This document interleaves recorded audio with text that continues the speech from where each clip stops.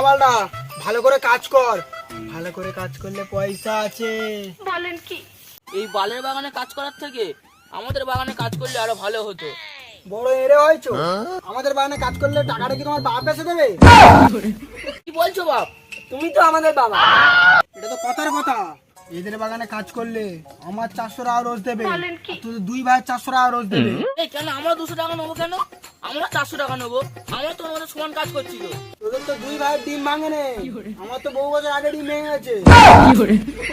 তা বাবা, আমরা এত কষ্ট করব, আমাদের একটু রোজ বাড়বে না? ঠিক আছে, ভালো করে কাজ কর। মালিক আসুক, তোদের মাইনে মাইনে যদি বাড়াতে পারে তো বাড়াবে। দেখেছিস ভাই, বাগান কিরম জঙ্গলে দেখবেন, চালাগুলো দেখছিলাম কাজ করতে ছোট। দাদা চলো, চালাগুলো খুব ফাঁকি মারা শিখেছে।